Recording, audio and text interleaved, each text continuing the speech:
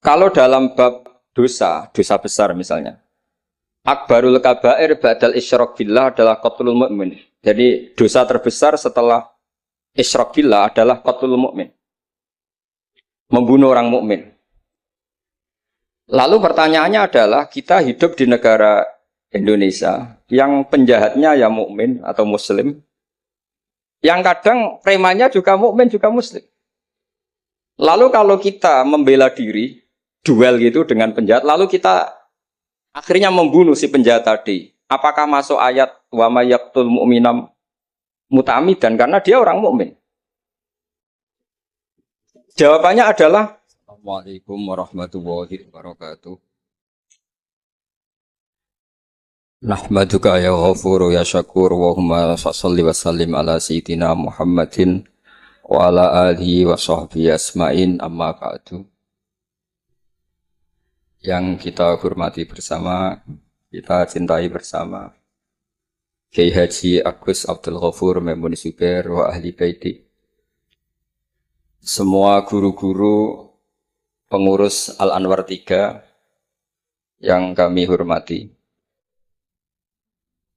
Saya banyak sekali baca literatur tentang sejarah Sayyidina Umar.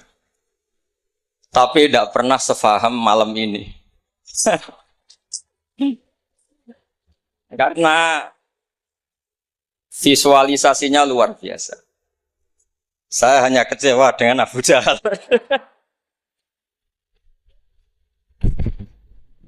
Karena sopan tadi. Jadi itu yang agak salah. Kalau saya melihat aktornya itu masa Abu Jahal sopan ngasihkan mic gitu. Jadi saya baru ini benar-benar memahami tentang Tarik Umar. Saya mohon sama Gus Yofur untuk menerjemah semua teks-teks Arab tadi yang jadi dialek dalam drama. Saya tidak tahu apa itu tadi pakai bahasa Fusha, apa Ami, apa Suki, tidak tahu. Yang jelas semuanya percaya diri.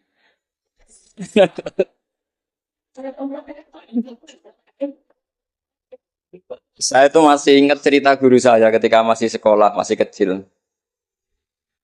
Ada anak baru latihan bahasa Arab mufrodat. Jadi dia taunya kalau yadun itu tangan. Kalau anta itu kamu. Ya kalau jalan ya saro. Kalau kepala ya roksun. Kalau saya ya ana. Ketika dia baru ahli mufrodat, di Arab kepalanya diusap-usap sama orang Arab. Kata si santri tadi, ya syekh, yadun anta, saro-saro. Rok si ana katanya. Ya artinya sama. Jadi ya syekh, yaitu yadun anta berarti tangan Anda, saro-saro. Terusannya itu ala rosian pada kepala saya. Jadi dia belum bisa mengatakan misalnya yaduka ala rosi, tapi ya yadun anta, saro-saro, ala rosian. Nah semoga semua dialek tadi nggak termasuk kategori yang itu. Saya dulu sekolah kakak kelasnya Gus Yofur itu ya punya teman kalau dimarahi di kelas itu bilang, Gus tadi saya dimarahi di depan alladzina aja. Jadi apa maknanya alladzina katanya? Katanya di depan orang apa? Banyak. Karena setiap ngaji alladzina wong akeh. Jadi kalau dimarahi di depan publik berarti dimarahi di depan alladzina. Nah ini kapan? Saya tadi pamit sama Gus Yofur itu kapan-kapan bisa disewa enggak Gus? Bisa kan?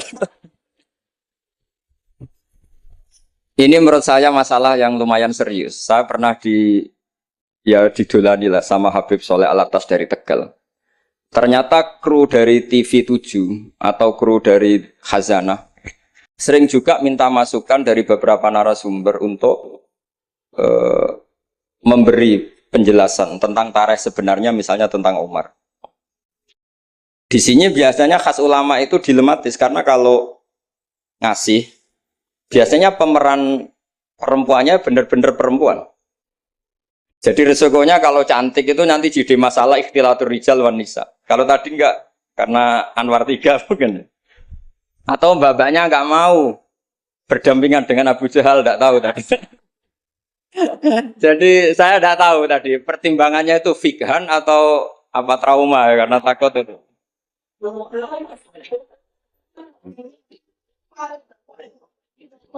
Para adik-adik santri yang saya cintai, saya bersyukur sekali karena saya biasanya nggak pernah mengacara mau itu hasanah ini mutor ya, karena yang merintahkan guru kita yaitu Kiai Haji Agus Abdul Ghafur. Begini, saya punya usul pada anak-anak.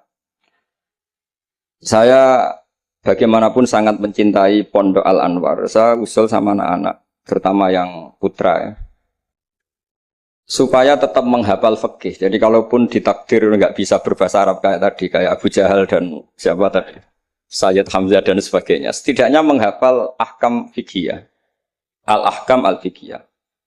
Jadi saya mohon muhafadzahnya itu tidak hanya Quran lafdzon wa tilawatan, tapi menghafal ahkam. Ini penting sekali karena kelebihan kita di kampus. Ini pengalaman saya kerja di kampus. Keunggulan kita adalah kita ini hafal kepastian hukum fikih.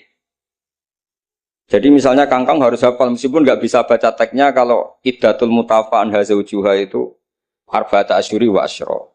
Kalau dia min dzawatil hamli wa ulatul ahmali ajaluhunna ayyatuna hamlahun dan sebagainya dan sebagainya. Ini penting sekali karena ternyata yang saya baca, beberapa orientalis atau beberapa orang barat itu masuk Islam itu karena Islam itu dianggap hukumnya itu detail. Termasuk mengatur pernikahan, perceraian, tata kelola ekonomi, tata kelola negara dan sebagainya dan sebagainya. Saya pernah ditanya menyangkut ekstremis. Kalau dalam bab dosa besar misalnya, akbarul kabair ba'dal isyrak billah adalah qatlul mu'min. Jadi dosa terbesar setelah isyrak billah adalah qatlul mu'min, membunuh orang mukmin. Lalu pertanyaannya adalah, kita hidup di negara Indonesia yang penjahatnya ya mukmin atau muslim, yang kadang premannya juga mukmin juga muslim.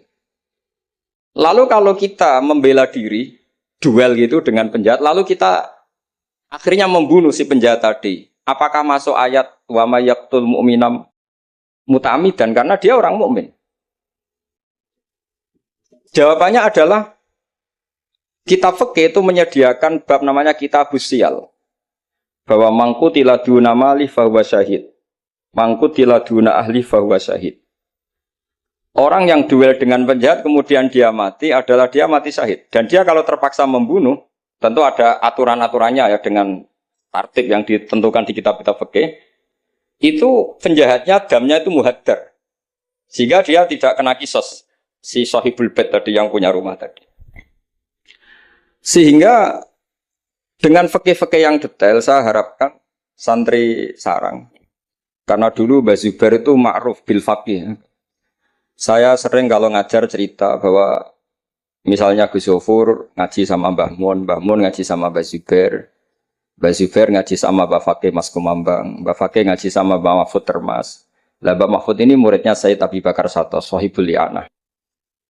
Sayyid Abi Bakar Sato punya kakak namanya Sayyid Umar Sato. Itu dulu kiainya mbahnya Mbah Mun itu, Ahmad Su'aibin. Itu dulu berwasiat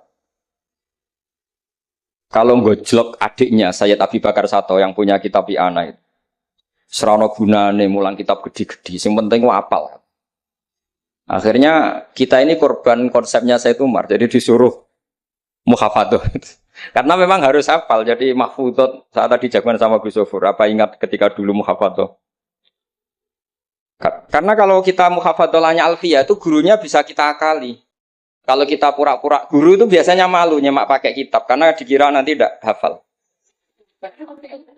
Akhirnya murid-murid tahu, mesti kebut ya Gus, enggak mesti bingung. Jadi ada trik. Ya akhirnya betul anak-anak kebut terus gurunya semuanya terus wes pun Pak. Jadi bisa diakali juga akhirnya ya lolos. Terus cerita kedua ini kisah nyata. Saya dulu itu dengan Gus Zofur musyawarah, Fathul Mu'in, macam-macam. Pernah digojlok sama bapak. Aku masuk krungu kon alim fikih ambek Gus Zofur makili Anwar, tapi aku ora percaya kon iso jawab pertanyaan. Kenapa, Pak? Itu ada seorang imam lupa baca Fatihah, langsung baca Sabbihisma rabbikal a'la. Kemudian makmum bilang subhanallah. Karena si imam tadi hanya hafal tadi 3 juz tadi. Itu enggak pede. Ganti wadduha. Wadduha makmumnya masih bilang subhanallah. Akhirnya ganti surat yang dia pasti benar, yaitu ganti kulhu. Karena dia dikira kalau surat panjang itu salah. Akhirnya diganti kulhu masih subhanallah. Lalu makmum tahu ini enggak ada solusinya kecuali dijelaskan secara jelas. Orang mau coba Fatihah.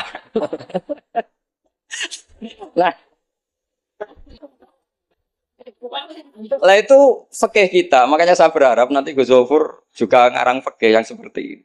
Apakah yang seperti itu membatalkan sholatnya makmum? Karena darurat. Hanya subhanallah nggak memahamkan. Dia mau tidak mau harus ngomong. Kalau masalahnya itu tidak baca Fatihah. Nah ini nanti supaya jadi fasul masalahnya Anwar 3 itu kalam ini termasuk membatalkan apa? Tidak.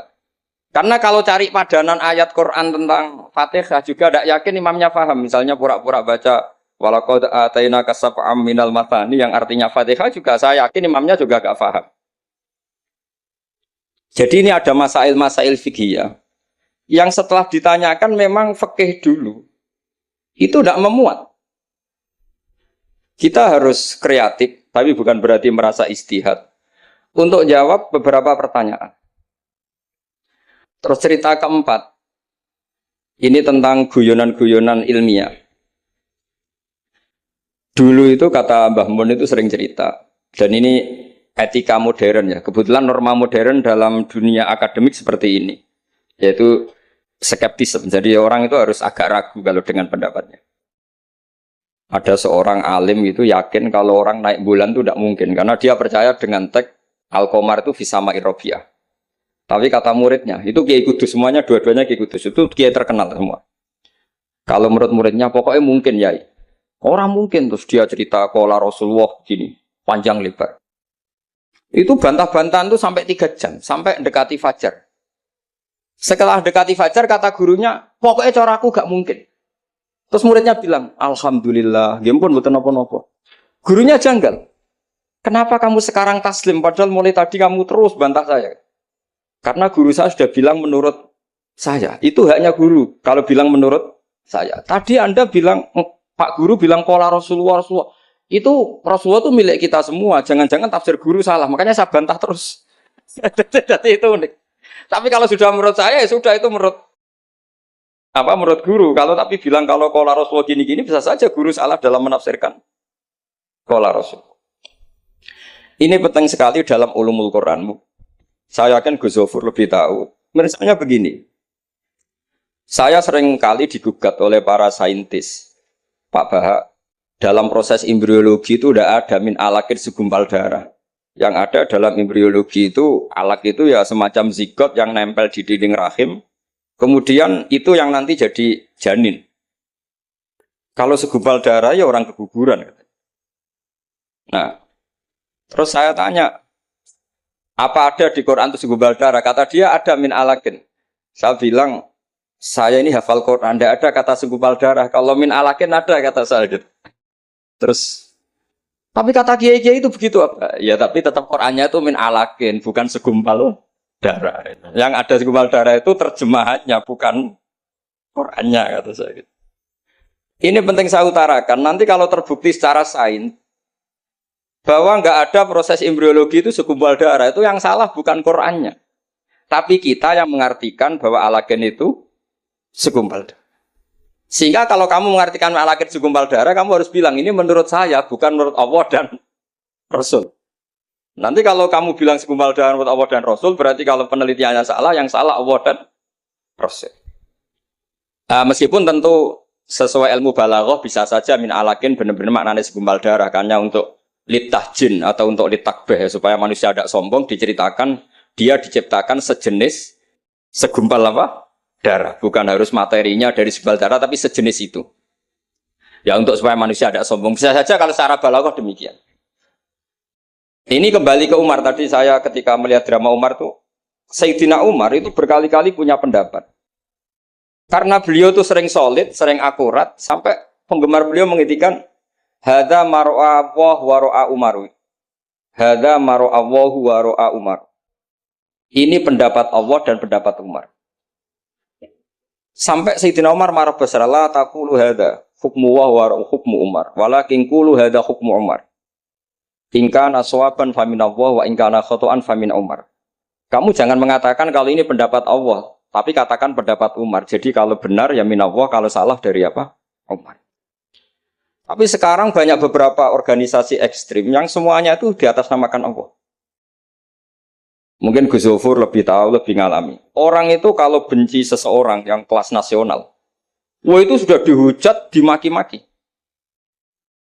Kita yang menemani mereka itu juga dihujat. Wong fasik, wong keliru kok dikancani.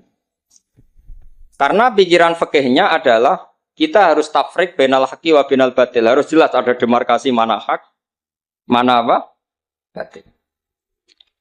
Itu fikih yang sementara kita pelajari, sehingga mungkin orang enggak apa ya istilahnya akan menyalahkan lah saat kita bertemanan dengan orang yang macam-macam di Jakarta, apalagi orang liberal macam-macam.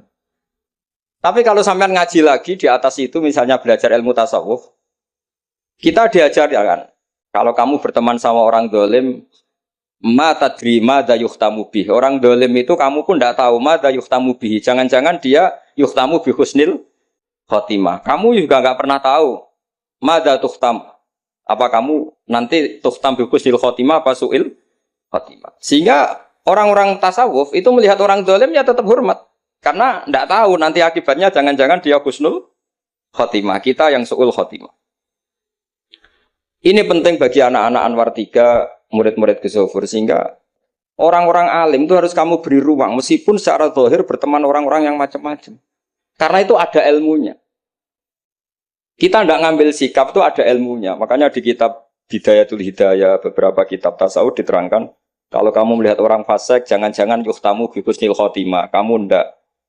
Kita ingat cerita Wahsy. Wahsy itu orang yang dilaknati Rasulullah karena qatilu Hamzah. Ketika Nabi aksara min la'nil kuffar, malah nazala qaulu ta'ala laisa laka minal amri apa? Syai'un aw yatubu alaihi. Dalam surat Ahzab, ketika Allah mensifati orang munafik, itu masih ada kata wa yu'adzibal munafiqina insya'a. Masih ada kata au yatuba alaihi. Kemungkinan orang munafik adalah Allah menyiksa mereka insya'a atau memberi tobat. Sehingga banyak ulama, terutama guru kita Syekhina Kiai Maimun Zubair, itu berteman orang macam-macam enggak masalah. Dan kadang-kadang banyak menimbulkan kekecewaan. Ini nanti nggak ada tafrik bainal haqqi wa bainal batil. Nah, saya akan menjelaskan di sini bahwa itu ada ilmunya. Ada ilmunya. Banyak orang sing la'anahu Rasulullah. Bahkan da'a alaihi Rasulullah kayak Wahsy, kayak Khalid bin Walid. Kaifa yuflifu qaumun fa'alu bi'ihim hakadha. Zaman itu binabihim hakadha. Yaitu ketika Rasulullah perang Uhud itu syujja wajjuh wa kusirat rubaiyatu. Wa udmiyat lisatu. Ketika Nabi babak belur wajahnya, kata beliau, kaifa yuflihu qaumun fa'alu bi nabihim hakadha. Tapi apa yang terjadi? Justru Khalid bin Walid itu masuk Islam. Wahsy qatilu Hamzah juga masuk. Sehingga saya meskipun punya sikap, tentu saya sebagai orang punya pilihan gaya hidup. Mungkin saya nggak akrab lah kalau sama misalnya Mas Nusron itu. Tapi kalau Gus Zofur akrab. Tapi saya menghormati, itu pasti ada ilmunya. Saya jaga jarak ya ada ilmunya. Gus Zofur berteman juga ada ilmu. Nah, ini yang saya harapkan dari Anwar 3. Mohon ilmu ini diperkuat. Karena basis terkuat peradaban adalah ilmu. Ilmu menyediakan segalanya. Saya masih ingat Gus Mek Peloso itu akrab sama bapak saya. Karena beliau senang semaan. Kebetulan pendiri semaan Jantiko itu bapak sama Gus Mek. Jamiyah anti koler dulu awalnya. Selama-lama digenti Mantap. Terus di era putra-putranya digenti Zikrul Ghafilin. Itu kalau jagungan sama bapak itu beliau bilang intinya begini. Iya, nahi mungkar, kenal era gelem kok nahi mungkar.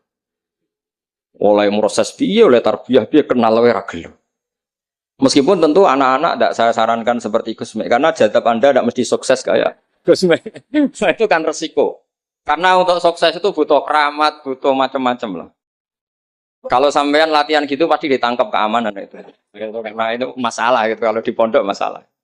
Tapi apapun itu, kita punya cukup khazanah ilmiah untuk melihat itu. Saya berkali-kali kalau acara di pondok Hajan sering bilang, berteman orang fasik itu tidak boleh. Wa ingkana dasarin fajan dibu suratan. Kalau berteman orang fasik itu nggak boleh karena nanti ketularan fasik. Tapi kalau dibalik, pertanyaannya dibalik.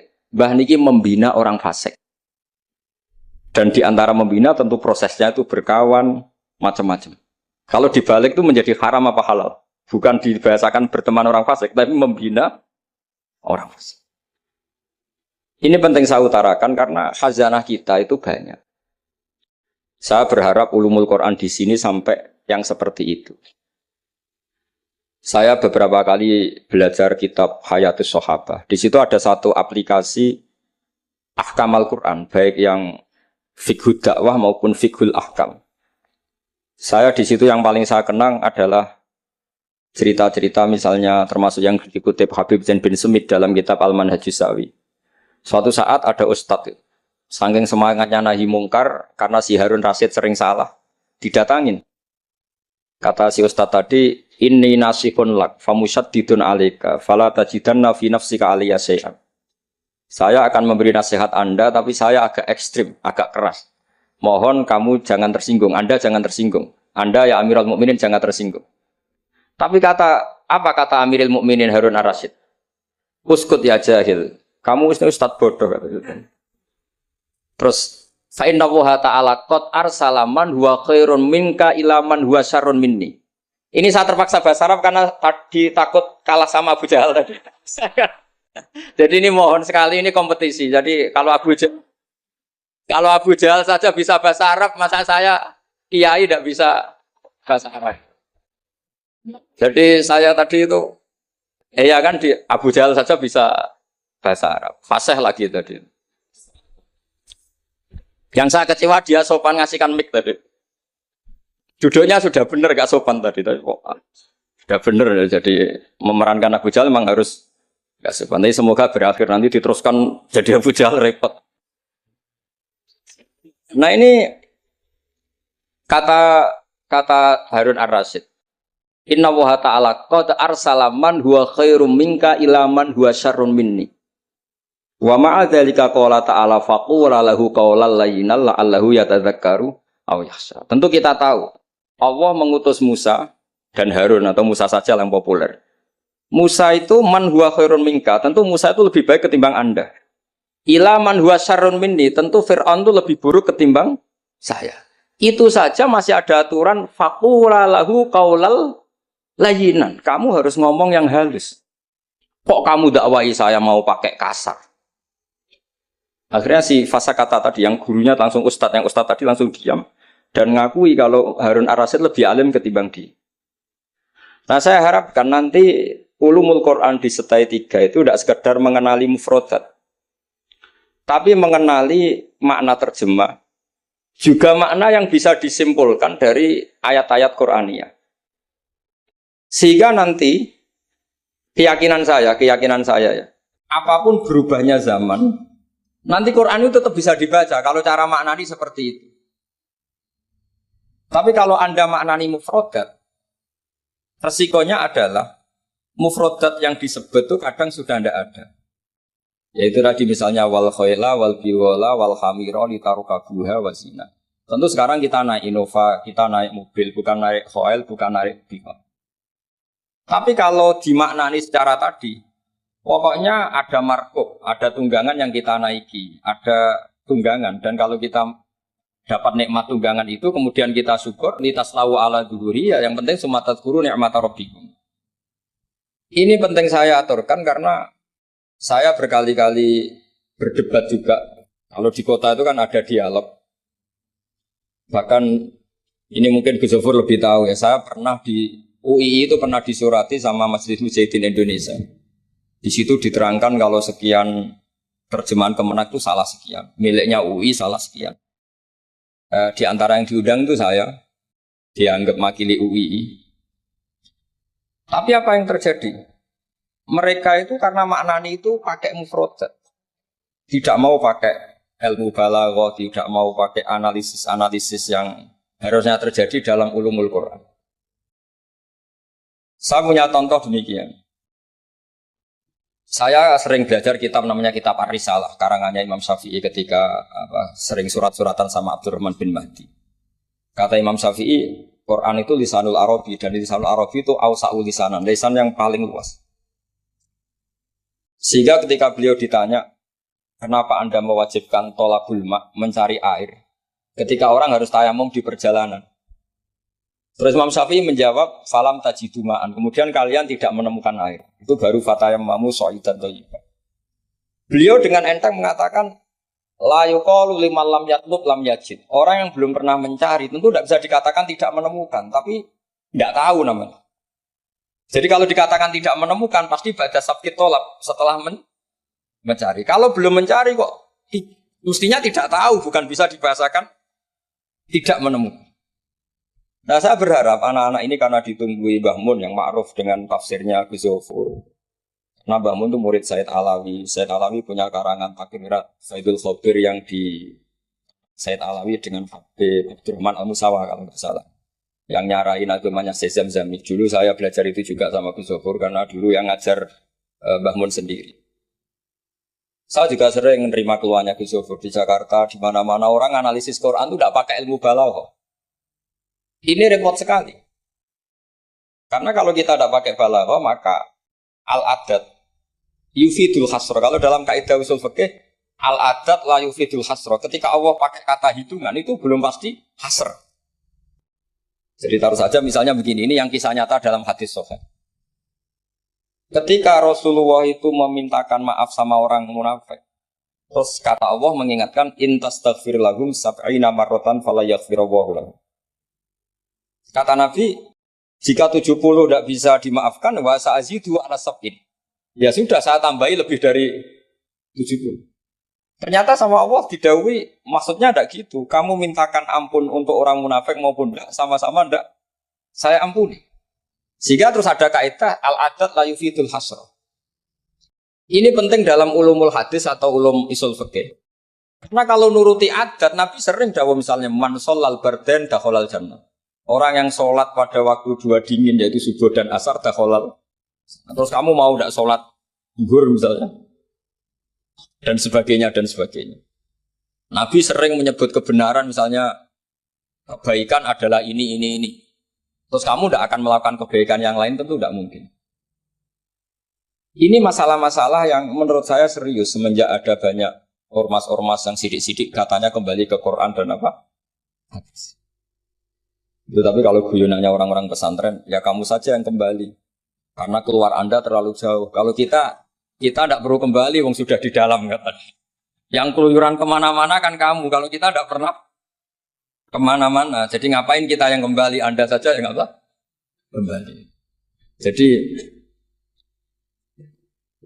Jadi ini penting ya, penting sekali. Karena pengalaman saya di Jogja, pengalaman saya di Jakarta ketemu orang macam-macam itu, memang pernah ya di Jakarta pernah ada satu acara. Ya acara seperti ini. Itu yang datang seorang kiai yang ya biasa pakai sarung, ada yang pakai celana. Itu pas mulai pegang mic ada separuh hadirin keluar. Alasannya gampang. Belum enggak pakai sunah Rasul. Karena kiainya enggak cingkrang. Itu sudah keluar separuh. Ketika saya ditanya, Pak, kenapa Anda masih mendengarkan mereka? Mereka tidak mengikuti sunnah Rasul, mereka tidak cingkrang. Kata saya gini, Rasulullah itu hafal Quran. Dan saya kebetulan saya hafal. Jadi saya sudah mengikuti sunnah Rasul. Jadi kalau Anda ingin sunnah Rasul kayak saya harus hafal Quran. Kalau motong celana itu gampang. Kalau motong celana itu gampang. Itu kan murah sekali dan mudah. Itu mikir dia. Ternyata mereka bilang sunnah Rasul itu hanya jenggot, cingkrang, wayoh biar ada tambahnya itu. itu Lah ini saya tantang anak-anak Anwar 3 supaya ngikuti sunnah Rasul yang keren, yang tantangannya berat, yaitu hafal berapa sudah di 3 juz itu. Itu saya tuh sering protes sama anak-anak. Itu nanti kalau ketemu malaikat Jibril, Anda dianggap mengikhtisar Quran. Oh, itu kan. Masa Quran 30 juz jadi 3 juz. Itu kan kayak kitab Mukhtasar Jiddan dari kitab besar terus diringkes. Saya tidak bisa membayangkan kalau Anda nanti ditanya malaikat Jibril, kenapa Quran saya turunkan 30 juz jadi 3 juz. Ya tapi karena ya itu tadi karena saya yakin Gus Zofur orang alim itu tadi kaidahnya itu malah hidrokukulu, layu hidrokukulu. Kalau nggak bisa semua jangan sama sekali. Ini sekedar pengalaman untuk anak-anak. Kalau di pondok Quran itu sampai deres kulhu itu buatan berani. Karena dikira kayak sudah sampai 30 juz. Memang pondok Quran itu unik. Anak-anak itu bisa lanya 2 juz 12, juz 13. Tapi juz amma itu tidak hafal. Karena ketika menghafalkan itu tidak kober ngapalkan yang juz amma. Memang hafal betul juz 7, juz 8. Tapi juz amma kadang nggak bisa, buat duha kadang nggak bisa. Imam Mitraweh kadang nggak bisa dia karena dia besar kober karena ngapalkan Quran itu kan berat. Karena suatu saat saya itu tahlil jajar santrinya bapak. Dia tahlil kulhu, ojo tahlil kulhu. Itu juz 30, koyo apal 30 saja gitu. Jadi untuk baca kulhu itu memang harus urut setelah melewati juz 1, juz 2 sampai juz 3. Sampai seperti itu. Gayane maca kulhu kayak wis apal juz 30. Sehingga di pondok Quran tuh enggak ada yang berani terus juz 30 karena kesannya kan sudah. Iya, jadi itu tradisi yang mungkin ya mungkin beda itu. Saya sendiri juga agak seneng kalau ada santri kok terus juz 30 itu kok melete loh kok sudah. Nah ternyata di sini saya ketemu santri-santri yang jurus juz 30 terus ini. Wah ini menurut saya ini agak masalah dalam tradisi saya ya, dalam tradisi kami. Jadi ya itu tadi karena cara pandangnya beda. Jadi cara pandangnya beda. Tapi saya saya berkeyakinan memang saya sering ketemu Gus Iit adiknya Gus Zofur itu. Beliau sering cerita ke saya, Gus kalau bisa nanti sarang itu semacam kayak Islamic Center. Karena kita tahu semua kayak apa alimnya Gus Naji, kayak apa alimnya Gus Zofur, alimnya putra-putra Mbah Mun. Sesuai bidang spesifikasi ilmu masing-masing. Saya sering dinasihati yai bahwa semuanya itu ada ilmunya. Tadi misalnya Anda tidak tegas sama orang fasik, itu ya ada ilmunya. Karena mungkin kita tawaduk, la nadrima yuftamu bihi. Kita tidak tahu si fasik tadi yuftamu bi apa, kita tidak tahu. Kita sendiri nggak pernah yakin kalau kita nuftam misalnya bagus nih khotimah. Saya kalau di Jogja ketemu orang liberal, ketemu orang macam-macam, saya pakai ilmu itu. Tapi kalau saya ngaji di pesantren pakai ilmu at-tafriq bainal haqqi wa bainal batil. Kalau santri baik ya tak puji, kalau yang enggak baik ya. Tapi yang jelas enggak tak saboyong. Karena pondok saya bilang enggak punya adat boyong. Kata bapak, hak kena keramat, santri sing beling dilalak boyong, tapi jogeman boyong gitu. Jadi berarti karena kalau musonya boyong berarti tidak keramat karena pakai kriteria fikih tadi, pakai. Ini penting saya aturkan karena jangan sampai khazanah, kearifan wali songo yang kancanan orang macam-macam. Ada 7 hari ya diterima, 40 hari ya diterima. Zaman itu ya nggak diterima sebagai khurafat bid'ah ya enggak. Sehingga menurut saya wali songo itu adalah panutan di mana itu semuanya diselesaikan bil ilmi. Bukan karena emosi aksi reaksi itu enggak, semuanya bil ilmi. Saya pernah baca kitab Al-Minanul Kubur karangannya Imam Sa'roni. Beliau cerita sebagian ilmu itu sudah keluar dari afdholiyah karena satu kondisi. Misalnya sebaiknya amal itu sirron.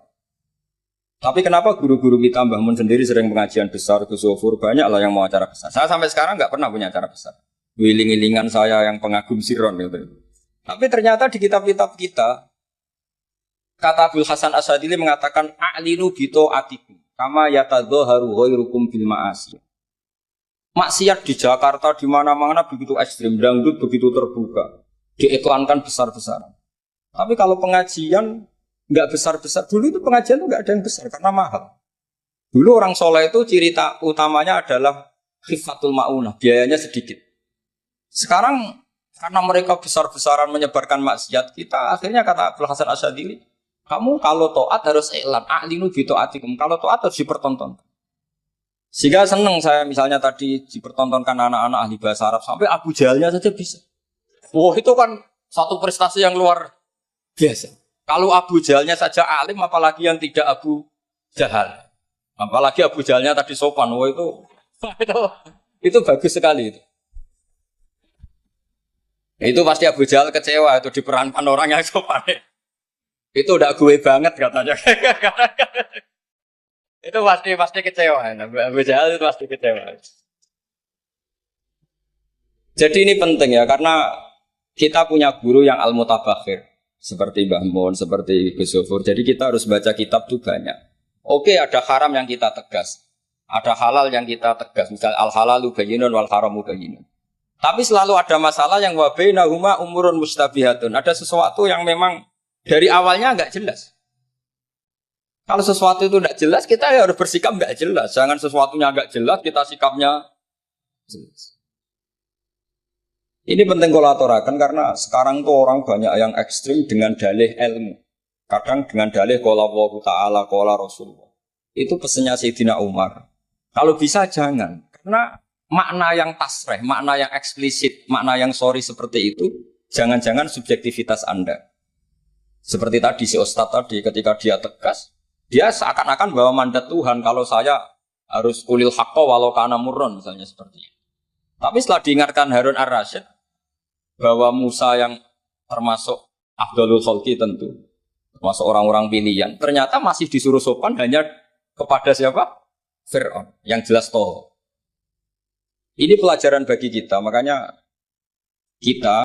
saya ketika datang di acara Mbak Najwa itu, mungkin yang saya agak beda, itu kalau Pak Quraisy Shihab kata Mbak Najwa itu kan kalau cerita nulis buku katanya kami, karena takut kalau bilang saya tidak mewakili guru-gurunya, tidak mewakili ulama-ulama dulu. Tapi kalau anak-anak Anwar 3, tidak harus seperti itu, boleh nggak apa-apa kata saya. Jagani nak salah itu, sing salah sampai antok. Itu kalau musonep ngarang kitab bilang kami, itu Gus Zofur ke bawah nanti. Jadi saya itu dalam konteks itu udah sependapat. Karena resikonya tinggi sekali. Misalnya ngarang bahasa Arab bilang kami jebule tadi yadun anta, saro-saro ala rosi anak gitu kan. Itu fatal sekali. Terus ini yang terakhir karena saya tabarruk sama para sahabat. Ketika tahun kedua, tadi Gus Zofur menyinggung perang Badar. Ketika tahun kedua, itu baru kedua dari Hijriah. Itu para sahabat itu sudah banyak yang hafal Quran. Dan paham, padahal baru tahun kedua. Yaitu yang bawa itu Mus'ab bin Umair.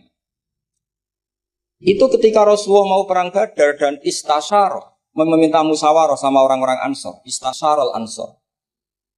Karena orang Ansor itu hanya punya kompensasi jika engkau ya Rasulullah ke Madinah, Yasrib dulu, maka kita akan melindungi engkau sebagaimana kita melindungi nisa'ana wa abna'ana. Tapi masalahnya perang Badar itu Rasulullah harus keluar dari Madinah. Rasulullah sehingga khawatir jangan-jangan orang Ansor tidak berkomitmen dengan perjanjian itu, karena itu di luar apa? Perjanjian, karena sudah keluar dari Madinah. Ketika istasyarul Ansor, apa kata itu Mikdad bin Aswad, ada yang nulis Mikdad bin Amr karena bapaknya namanya Amr, cuma dia masyhur disebut Mikdad bin Aswad. Ada rawi yang mengatakan itu Sa'd bin Mu'adz, tapi yang jelas itu Mikdad bin Aswad. Ini ingat ya, tahun kedua dari Hijriah. Apa kata Mikdad? La naqulu laka kama qalat Banu Israil fadhhab anta wa rabbuka faqatila inna hahuna qa'idun. Walakin idhab anta wa rabbuka faqatila inna ma'akuma muqatilun. Ya Rasulullah, kamu jangan khawatir kalau kita ini pecundang kayak orang Bani Israel. Orang Bani Israel itu kurang ajar sekali. Mereka yakin kalau Musa itu orang hebat. Dan tentu Allah adalah zat yang super. Ala kulli syai'in. Kalau Allah itu superior, kemudian kamu kenapa susah-susah ngajak kita? Buat jenengan sama Allah datang ngelawan Jababiro, tak tunggu beritanya. Itu kadang-kadang santri sekarang ya kayak Bani Israel. Itu kalau ngerti kiainya keramat, misalnya Gus Zofur lari seminar keramat, terus kiai itu juga serau usah diaturi gitu. Jadi kadang keyakinan itu ya salah. Seperti tadi, Nabi Muhammad itu para pangeran, nak perang rasa dibantu, kan bisa melibatkan Jibril, Israel kan selesai. Itu bisa fatal kalau seperti itu. Banyak loh, kiai-kiai keramat ngeluh itu karena santrinya terlalu kultus keramat, terus santrinya orang mikir kiai ini. Ini buatan nyindir, fakta gitu, terus biasa mawon. Dan terus menurut saya itu tradisi yang salah. Kalau di Sidogiri itu santri yang paling miskin pun, misalnya akhir sana, tapi nggak perlu ditiru. Betul itu orangnya ikhlas nggak perlu ditiru. Itu misalnya santri 100 urunan 10.000-an, 20.000-an diaturkan gurunya. Karena adat Madura itu panen jagung ya gurunya punya hak, panen apa saja ya gurunya. Itu nggak nunggu kaya. Kalau adat sana kan nggak nunggu jadi alumni, jadi kaya baru ingat kiainya. Itu kalau tepahan kiainya sudah meninggal kan terus repot gitu. Itu kata orang tadi siapa itu Mikdad bin Aswad. La naqulu laka kama qalat Banu Israil. Fadhab anta wa rabbuka faqatila inna hauna qa'idun. Walakin idhab anta wa rabbuka faqatila inna ma'akum muqatil. Tapi silahkan ya Rasulullah, engkau berangkat. Kita akan mengikuti engkau ikut perang. Artinya apa? Mereka bisa memahami Quran meskipun itu kisah tentang Bani Israel. Mereka tahu sindiran Quran, mental yang benar kayak apa, yang salah kayak apa. Dan itu yang ditiru kitab Fathul Mu'in. Misalnya kitab Fathul Mu'in menulis begini. Misalnya, waktu sannu misalnya, as-sholat binasatin. Atau wa yusannu nasatun di sholatin. Disunatkan kalau mau sholat itu sumringah, kelihatan happy, kelihatan senang. Wa yusannu nasatun di sholatin. Terus di penjelasannya sederhana. Fa inna Allaha ta'ala dzamma li tarikihi. Wa qala wa idza qamu ila sholati qamu kusala. Kalau mau sholat itu harus kelihatan sumringah, happy, kelihatan senang, isyik, bronto, mau sholat, mau ketemu Allah, munajat. Karena Allah itu mengkritik orang yang meninggalkan nasyat. Yaitu kalau mau sholat aras-arasan. Terus beliau menyitir wa idza qamu ila sholati qamu kusala. Sehingga ketika kita baca tentang orang munafik, bukan berarti terus orang munafik di sana, kita di sini. Seakan-akan kita terbebas dari sifat orang apa? Itu bukan da'bu ulama'ina, bukan ahwal ulama'ina. Ahwal ulama kita ketika baca Quran adalah otomatis kita memahami. Dan memahaminya itu bisa mafhum yang luar biasa, kayak tadi. Kayak yang saya ceritakan tadi, Harun ar-Rasyid, kayak siapa tadi, Mikdad bin Aswad, dan kayak tadi Fathul Mu'in misalnya. Sama dengan model-model karangan Imam Ghazali. Imam Ghazali kalau ngarang kitab itu sebenarnya sederhana. Setelah kita teliti itu semuanya ya sederhana sekali. Artinya ayat yang dikutip itu sering kita baca. Tapi beliau secara indah, secara menakjubkan, itu bisa ngambil kesimpulan yang luar biasa. Saya punya kitab Mufrodat yang dikarang oleh beberapa ulama. Dan beliau cerita tentang kehebatan Sayyidina Ali dalam menafsirkan Quran. Kata Sayyidina Ali, saya tidak bisa membayangkan dahsyatnya angin ketika mengobrak-ngabrik kaum Mu'ad. Karena anginnya angin balilo, katanya gak terkendali. Ya, karena Allah punya tradisi begini, kata Sayyidina Ali. Wa im min syai'in illa indana khazainuhu wa ma nunazziluhu illa biqadarin ma'lum. Segala sesuatu itu terukur dan saya turunkan juga dengan ukuran yang pas biqadarin ma'lum. Tapi ketika Allah mensifati angin yang untuk kaum Ad disebut birikhin sorsorin atiyah. Atiyah maknanya balilo, pakai tak. Ya pakai tak. Terus yang sebagian ayat tentang Nabi Nuh. Inna lamma taghal ma'u hamalnakum fil jariyah. Togho itu maknanya lacut. Jadi air sudah gak terkendali, kayak di luar kendali malaikat. Sudah togho, sudah balelo. Saking balelonya yang main hantam saja kata Sayyidina Ali. Sehingga dua ayat ini menunjukkan betapa dahsyatnya banjir karena diredaksikan taghal ma'. Begitu juga betapa dasarnya angin karena disebut dirihin sorsorin atiyah. Jadi yang namanya atiyah itu pakai tok ya. Ini ain tok ya. Ini yang pakai apa? Ain alif ta. Jadi dari mufrodat ini kelihatan bahwa benar-benar dahsyat. Karena Allah punya adat segalanya terukur. Ternyata di situ disebut tohornya semuanya sudah keluar dari apa? Ukuran. Ini saya mohon sekali karena anak-anak Anwar 3 ini menangi Mbah Mun, menangi Gus Sufur. Saya sendiri diminta beliau bantu ngajar di sini. Jadi saya mohon sekali karena ini banyak apa ya banyak ya nabi al ilmi lah, banyak sumber-sumber ilmu. Tolong sekali dimanfaatkan yang baik. Terutama anak-anak yang di muhadharah ini kajian-kajian fikihnya itu harus dihafalkan. Karena hafal ini sanad kita. Dulu Mbah Mat itu ngaji sama Said Umar, kakaknya Said Abi Bakar Sato. Memang semua kitab itu harus mahfudz, harus dihafal. Saya sendiri dengan Gus Zofur itu yang mendapat barokah muhafadzah zaman sekolah. Dulu kalau nggak muhafadzah itu nggak naik. Tapi ya dulu bisa diakali ternyata itu. Dulu Mbak Fakih itu ahlinya Faati. Jadi kalau ada orang anak nggak naik ditanya. Sungkin arah munggah pening di gitu terminal, Mbah. Ngoten niku Mbak Fakih terus diunggahno. Kata beliau, nak nganti ning terminal dadi wong nakal aku sing kedosan. Mergo tadi mayu adi ilal haram nggih. Haram. Sehingga dulu masyhur. Kalau anak-anak tidak naik itu sudah kong kali kong. Mau natakoki muni ning terminal yo. Karena kiai itu mesti pantangan. Tapi kalau nggak percaya coba aja. Anak yang nakal mau boyong terus disowankan Gus Zofur. Gus, nak jenengan boyong balik mereman malih. Mau mikir, mesti kiai itu mikir. Tapi jangan pakai loh. Ini kan cerita dulu. Sehingga anak-anak yang nggak muhafadzah itu mesti ada yang anak-anak lugu ditanya Bapak. Kalau nggak naik ning dicon gebale ini, masya Allah, alhamdulillah. Ya orang munggah tenang. Jadi cara pandang kiai itu unik. Makanya ilmunya kiai susah dianalisis ini karena unik. Ya seperti itu. Ya saya harap ilmu ini nggak jadi apa ya, nggak jadi masalah bagi anda. Terus nanti anda menteror Pak Musonef. Awas Pak Musonef, nah aku ramuga neng terminal. Wah, udah bisa. Ya saya kira demikian, semoga manfaat. Terus kalau ning ngapunten sangat sudah berbiasa, mboten saged kalau acara-acara pidato mboten saged. Nek ngaji kalau biasa. Nek ngaji rak ngerpek. Wonten kitabe terus maca. Tapi kalau seperti ini tuh temanya jadi bias. Tapi ya semoga tadi barokahnya Sayyidina Umar tadi kok. Saya jadi malu itu karena tadi Abu Jahal kok fase gitu. Saya itu masih.